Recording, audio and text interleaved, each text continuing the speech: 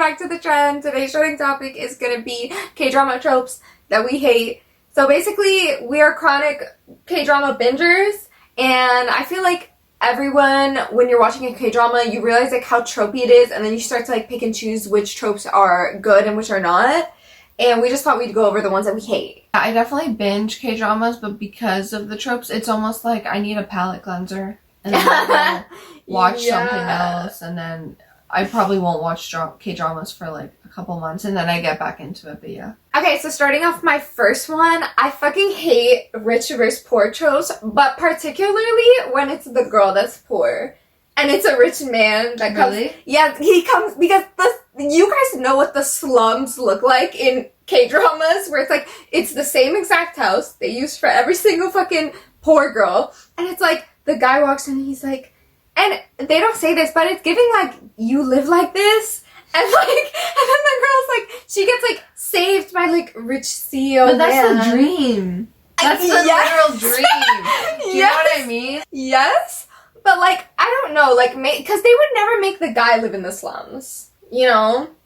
And yeah, then, like, because the people girl would judge the girl. It's hard being a woman. But, yeah, I mean, I could see why, but I also like the fantasy of, like, him saving her. Some rich guy Donald Trump, please save me. Please save me, Donald Trump. Please. Some rich guy just comes in and says, listen, I'll pick you up out of here. Like, I guess, okay, I'm not complaining. I understand the fantasy, but, like, I don't know. It's just, like, embarrassing. Like, I get secondhand embarrassment. It's like I'm living there. It's like, this is my house, and I get embarrassed for her. That's the other thing about K-dramas is, like, I fully insert myself into the female character. Like, I am her. If she has an embarrassing moment, that's my embarrassing moment. You're too much of a realist when you watch it, so you're like, I would never do that, so... No, literally, the worst part about fucking being a realist when watching K-dramas is, like, that's the point. Like, the whole point of a fucking K-drama is that this shit would never happen, and that's what makes it entertaining. But I'm like, that's not realistic. Yeah, obviously, if it was realistic, it wouldn't be fucking interesting. No one would watch that shit. I know, it's like my day-to-day life they want to film. I'm like, I need to see that on screen. Just go watch a YouTuber, like, literally. Well, funny that you said, like, you project yourself onto the female main character, because the shit that I hate is this, like, whole, like, oh, she had a glow up, and her before is literally what I look like now. Her before is, like, glasses, frizzy hair, fucked up skin, and I'm like... like... Ryan. Yeah. Like, every time I'm like... Wow, like, that's me. But I'm not glowed up yet, so... You know what? Yeah, that's enough K-drama for today. Yeah, let's take that off. When was this, like, the universally accepted look of what's an uggo? Like, how about we go watch TLC? Yeah. Yeah. I think I've had enough K-drama today. Yeah, and then they glow up into the most attractive person. Yes! The K-drama, or K-pop. K-dramas are getting better with it now, but, like, before, they have no sense of, like, cancelism or, like, wokeness. Oh, yeah, of course. So, like, they are fully unhinged with, like, yeah, she was the ugly fat girl before, but now she's cute and skinny. Like, that would not fly. Yeah. Well, actually, didn't we have a show like Insatiable with Debbie Ryan? But it got backlash. Yeah, but that got backlash. Yeah, I feel like people would definitely have more discourse around it. I mean, I'm not saying it's good or bad. I'm just saying every time I'm like... That's me. That's me. And I don't feel good. Screen. Representation, though, in the worst way. Well, I say that as an example, but I also just don't love the before that's an ugly look if it's not that ugly. Do you know what I mean? Like, when like, if I watch an actor or an actress and I like their stuff, I'm gonna, like, look back into all of it. And I was going through a Cha-Unu phase, which we all have been through if you watch K-dramas. And I tried to watch True Beauty, Don't Kill Me, but I was like, what is this ugly phase before? And I'm like, all she has is acne.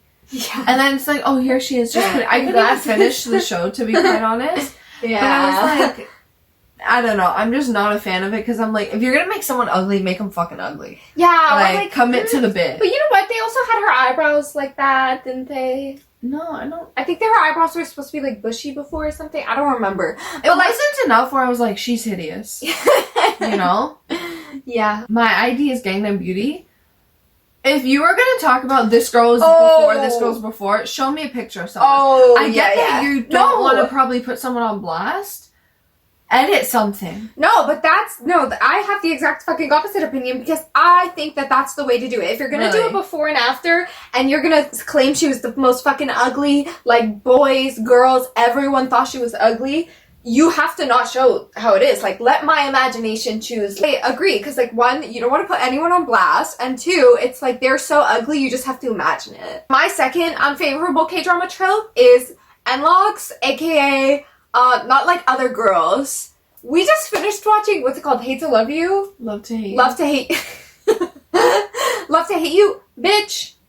The whole concept Good show, but it just took so many of the tropes too far. Bro, the whole concept of the show was supposed to be like, she's a feminist, she's like hates men, she's whatever. But then they go the fucking opposite route where they're like, she is actually not feminine at all. Yeah. She is the embodiment of being a man. It's like, aren't you supposed to like be, I don't know, like more embracing of like femininity instead of like denoting it? Like, nah, I fight, bitch. Like, well, she wasn't denoting femininity, but it was the fact that she was so good at everything masculine. They gave her like whatever. a fucking 500 skills. 500 skills. Yeah. But the bitch was good at motorcycle, fighting, pool, DJing for no reason. For no reason. Law. Yeah. Like, for no reason. I did like the show, but I was just like, it just got to the point where I'm kind of like rolling my eyes every time. He literally said verbatim, I like you because you're not like other girls. Yes, Oh, that's what I didn't get God. either. She didn't like the main character, which I'm not talking about the actors. I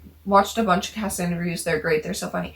But the character in the show, she didn't like him because he said something sexist, but his mindset never changed. His mindset was, oh, you're not like other girls. That's why I like you. Like, okay, I can do that too. I can get guys to like me by just being like, yeah, I fight. And they also made motorcycles. every other woman in that show kind of stupid.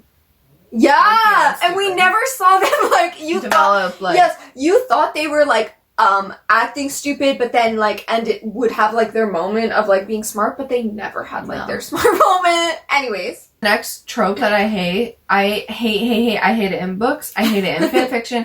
I hate it anywhere. I don't fuck with a love triangle. Keep that shit as far away from me as possible. I get that they want like the second male lead. Give him his own relationship. Like honestly, I don't like this whole like mixing and now I have to pick, and then half the time like you do like the second male lead, but I feel very committed to the first one because you know the first one's gonna get picked, so you're like, well, I have to like him. I can't with the love triangles. And honestly, the girls are usually so frustrating when they're trying to pick between the two, and I'm like, oh my god, if there's one thing I hate, it's a stupid bitch main character where I'm like, girl, get it together. And K-dramas are notorious for having main character like girls that have like female leads with this face all the time. Like, girl. They always look confused. They always look like... yeah, right? Scared. Like, they don't know what to do. Yeah. And especially it gets worse in love triangles because they never know who to pick. Like, they're always, like, distraught. It's like a chronic distraughtness that lasts the whole show. Next, we have excessive alcohol consumption. I hate when they make a bitch drunk to, like, show some affection. Especially. Like, she needs to get fully drunk to show the guy that she likes him. I hate that. I hate that so much.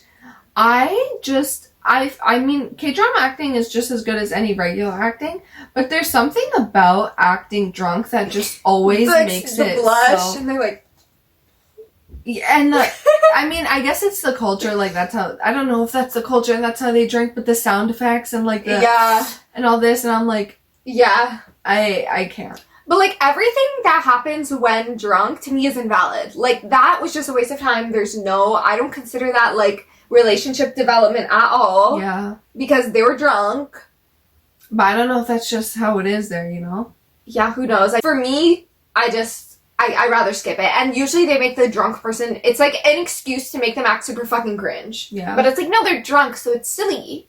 Silly goofy. Yeah. The next trope I hate, kind of like going off of what you said earlier, I hate a gullible and a sensitive... stupid...